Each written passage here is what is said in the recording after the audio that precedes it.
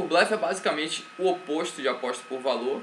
Você identifica uma situação onde acredita ter a pior mão, não necessariamente a pior mão, mas não ter a melhor mão, e consegue fazer o seu adversário foldar mãos melhores, numa frequência que torne a jogada lucrativa no longo prazo.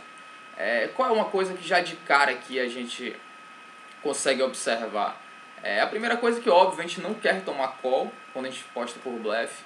Isso é bem importante, porque às vezes eu vejo a pessoa chegando numa situação que aí que eu falo que é um dos principais erros. Ele faz uma aposta achando que tem a melhor mão, mas ele não identifica ali nenhum cenário que ele toma call ganhando. Ou seja, aquela aposta que parece ser uma aposta por valor, na verdade é uma aposta por blefe, só que vestida de uma forma diferente. Então ela parece ser por valor porque o cara acha que está ganhando a mão, mas na verdade ela não é, porque quando você para pensar no range que o adversário tem, você não identifica ali nenhuma mão plausível que você tome call ganhando, quando você toma call, você toma call perdendo. Então esse é um cenário de transformar valor em blefe de forma indevida.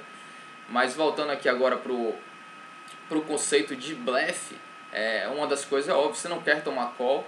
E já de cara a gente vê uma coisa que não tinha no conceito de valor, que é a frequência em que o seu blefe passa. Então, você às vezes fazer um blefe, por exemplo, e tomar call, não quer dizer que aquele seu blefe foi ruim.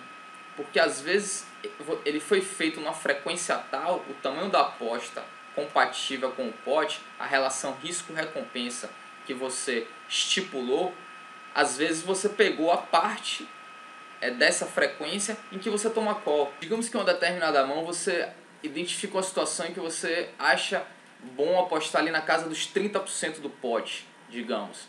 Porque você identifica que ele folda uma percentual maior do que 30%, por exemplo. Quando você aposta 30% do pot no river, se esse blefe passar 1/4 das vezes, você está empatando no longo prazo, que a gente chama de break-even. Então, você aposta 1/3 do pot, se essa sua aposta passar 1/4, você está empatando. Então, quando você toma call numa dessas apostas, numa vez que você faz essa aposta, não quer dizer que você fez um blefe ruim, porque você fez uma estimativa de que ele passa numa frequência maior do que 1/4. Então, se ele passar, por exemplo, 1/5/4, você está ganhando dinheiro. E não é porque você tomou call daquela vez que o seu blefe é ruim. Então, como eu falei lá atrás na nossa aula de mentalidade vencedora, é preciso a gente ter ali um estudo sobre o jogo, um embasamento matemático, uma relação de custo-benefício quando a gente vai executar um blefe relacionado, claro, com o que está acontecendo ali em termos de como a mão foi jogada, para você colocar o cara no range com uma precisão maior, e aí você poder escolher minuciosamente o tamanho da sua aposta, o valor mínimo necessário para fazer o cara foldar. Por que o valor mínimo necessário? Porque quando você faz o valor mínimo necessário, você está sempre tendo a melhor relação custo-benefício. E isso no longo prazo faz muita diferença. Um erro que eu acho também que acontece muito é que jogadores menos experientes, eles tendem a blefar valor mais alto, fazer uma aposta mais alta por blefe, e valores menores quando está com o valor. E na verdade deveria ser o oposto, porque você quer extrair valor máximo das suas mãos e gastar menos quando está blefando. Então, por aí a gente já vê um erro conceitual grave, porque matematicamente esse é um erro grave. Você, quando tem as suas melhores mãos, você aposta pouco, quando tem suas piores mãos, você aposta muito. Isso não faz nenhum sentido. Então, a gente sabendo disso agora, a gente pode trabalhar melhor essa nossa relação custo-benefício de um blefe e extraindo o valor máximo das nossas mãos quando a gente tem as melhores mãos, construindo um pot. Beleza? Isso é bem importante, isso faz toda a diferença no longo prazo. Se a gente pudesse pensar, por exemplo, numa amostragem infinita de mãos, em que quando eu jogo contra todos os meus adversários, a gente se enfrenta nas mesmas posições, com as mesmas cartas, em algum momento, então todo mundo passa por aquelas situações. Qual vai ser a grande diferença entre um e outro adversário? É claro, como a gente extrai valor máximo das nossas mãos e como que a gente blefa de uma forma ali estratégica a ter uma relação custo-benefício que nos favoreça. Esse é o nosso pensamento, deve ser o nosso pensamento quando a gente está blefando a mão. Quanto que eu coloco aqui, que é o mínimo que faz o cara foldar. Então você fala assim, pô, 600 eu acho que ele folda. 590 eu acho que não. 700 eu acho que ele folda também. Qual é o valor que você vai escolher? Você vai escolher 600, é claro. Por quê? Porque é o tamanho de aposta que lhe dá a melhor relação custo-benefício no longo prazo. Beleza? Isso é muito, muito, muito importante. Agora vamos ver alguns exemplos de blefe, como o conceito de blefe pode ser aplicado na mesa. Essa mão aqui em questão, o nosso amigo abre dama e valete suited, toma call do Big Blind. É um exemplo bem simples, apenas para mostrar o conceito mesmo de blefe. Flop vem 7, 9, 2. Aqui a gente tem uma decisão agora, o que fazer. Aqui acho que é bem simples a pessoa notar que precisa apostar, mas é importante a gente saber o porquê que a gente aposta. Então por que você aposta esse dama e valete aqui? Para você fazer o cara foldar. Por quê? Porque você faz o cara foldar rei, você faz o cara foldar às vezes um par de 3 que ele pode foldar. Se não foldar na primeira, ele pode foldar na segunda. Enfim, ases, alguns ases X que ele lhe pagou aqui, que ele pode lhe foldar. Um dama rei que ele pode foldar. Ou seja, você aposta aqui com o objetivo de fazer ele foldar. E tem mãos melhores do que a sua que você faz ele foldar. Então é uma aposta que tem essa razão de ser. O cara faz uma aposta aqui de um pouco menos de meio pote. Já foi o suficiente. Nesse próximo exemplo, a gente defende o Big Blind. O cara vende 2x com 30 blind deep. 9 valete suited é uma mão que defende, muito boa para você defender o Big Blind. Pé de mesa. O adversário faz uma aposta ali um pouco maior do que a aposta inicial. Em torno de 44% do pote. Aqui a gente tem um backdoor de espada, de flush draw de espada, né? Se virar espada, espada, a gente faz flush. A gente tem uma broca de sequência. O 9 pode ser uma carta que nos dê a melhor mão. E o valete também. Então você tem aqui uma equidade bastante razoável para justificar esse call. Turn vem um 6, você agora já tem duas pontas. Pé de mesa. Aqui é um turn, por exemplo, que você pode escolher liderar essa mão. É uma linha boa também, mas eu não vou falar dela aqui hoje não. Pé de mesa, o nosso amigo aqui, o adversário pé de mesa. O river vem um 6. O que é que a gente faz agora? A gente representa, quando bate um 6 no turn, ele encaixa perfeitamente no range que a gente representa dando check call no flop. Percebe como eu falei nos exemplos anteriores de valor, que check call representa que você acertou uma fatia do board. Então 2, 8 e 7, turn 6. O cara vai de mesa a mesa.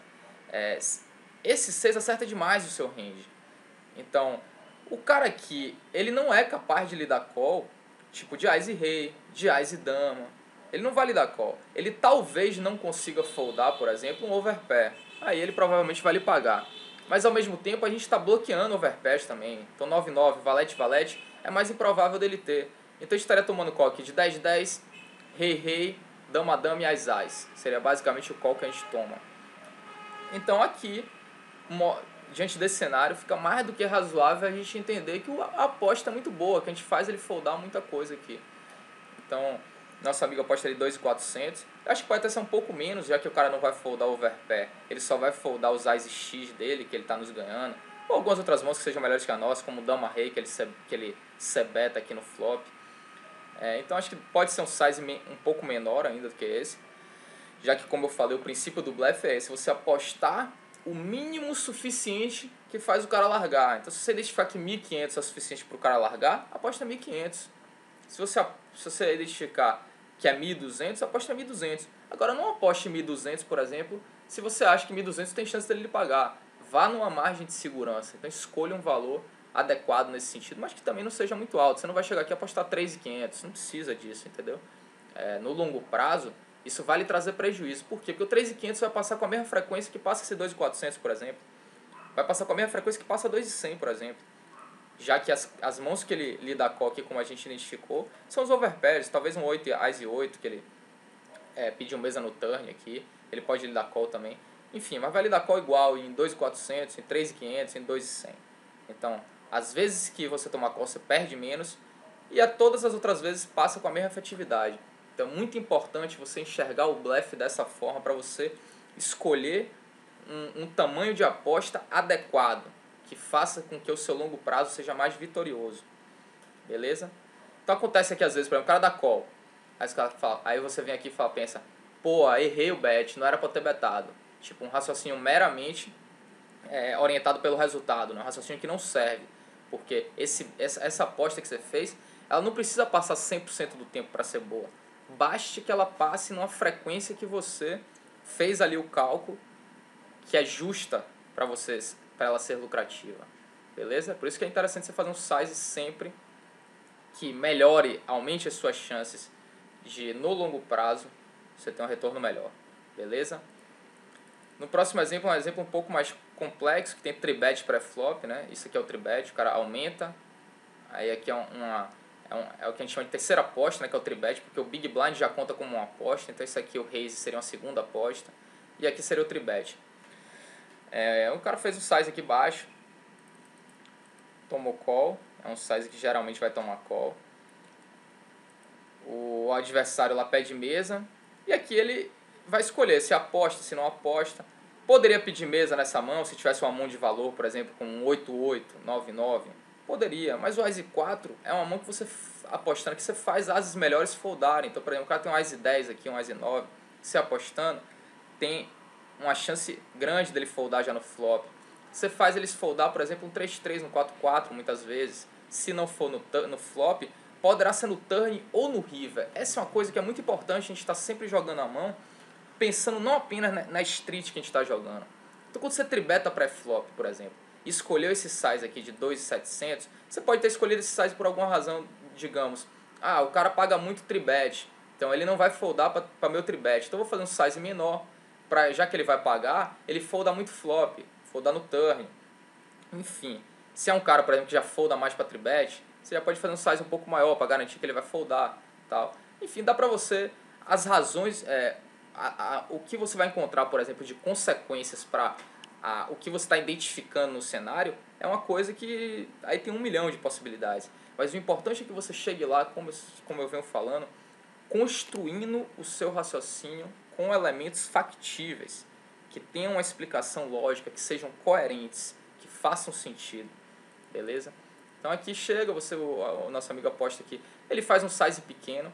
Quando ele faz esse size pequeno aqui, um pouco mais do que o tribet pré-flop, ele já tem aqui também facilita a vida dele para ele poder apostar turn e river caso o board melhore para o nosso range. Então, digamos que ele aposta aqui e toma call. A gente pode contar aqui com algumas cartas que não só o 3 e o As para continuar apostando. O 3 e o As a gente vai passar a apostar por valor. Mas se vier uma dama ou um rei, são cartas muito boas para a gente representar aqui. Depois que a gente tribeta pré-flop, percebe? Então quando você estiver jogando uma mão no flop, é muito importante que você também pense em potencialidades que a sua mão tem, caso o turn e o river ele favoreçam. E o favorecer não é necessariamente você acertar a sua carta, mas é você acertar uma carta que favoreça o seu range. É muito importante enxergar o jogo dessa forma. Então se a gente pensar assim, por exemplo, cartas boas pra gente aqui seria 3, As, Dama e Rei. São cartas boas pra gente. Nosso amigo lá da call, turn vem um 7, que não é a melhor das cartas. Aqui ele faz um size aqui, tipo, que ele prepara pro river, né? Por que não faz um size tão alto? Seja no flop, seja no turn. Para justamente ter espaço no river, para caso ele pague aqui, ainda você ter poder de fazer ele largar o river. Porque se você faz um size como 7.000, por exemplo, aqui, 7.800, e o cara dá call, você já diminui a chance dele no river foldar para você. Então você tem que estar pensando também nisso, em stacks. Como você prepara o pote em termos de aposta, para que no river você seja capaz de cumprir um objetivo, que é o quê? No seu caso que você está jogando por bluff. Então você tem que trabalhar o pote de uma forma que no river tenha uma taxa maior de takedown, que a gente chama. O que é takedown? É o cara largar. O quanto que tem de takedown nessa mão. O quanto que tem de taxa de fold da parte do adversário. Então é importante sempre você trabalhar o pote nesse sentido. Não sair apostando qualquer valor, sabe? Ah, quero fazer ele largar, então o que é que eu faço? Vou dar um tiro aqui, faço 10 mil para ele largar. Não é assim que você vai jogar o melhor poker. O melhor poker você vai trabalhar o seu jogo conectado, ali a aposta conectada com o seu range, conectado com o seu stack, conectada com o stack do adversário, enfim, e sempre de forma a cumprir o seu objetivo. Chega ali, o cara dá call, o river vem uma dama que é uma carta muito boa pra gente, é o que o Raul já falou em aulas anteriores. O board subiu, se o board subiu e o cara tá ali pagando aqui, depois que vem dama, rei ou ás, você dificulta muito a vida dele aqui ele pagar. Por quê? Porque a gente pode estar representando, por exemplo, dando all-in, que é o que nosso amigo fez. A gente pode estar representando trinca de valete, a gente pode estar representando trinca de dama, a gente pode estar representando dama-rei, ás e dama, rei-rei, ás-ás.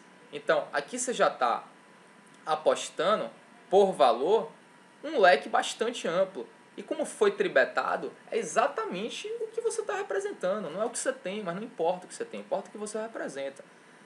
Então, é muito importante.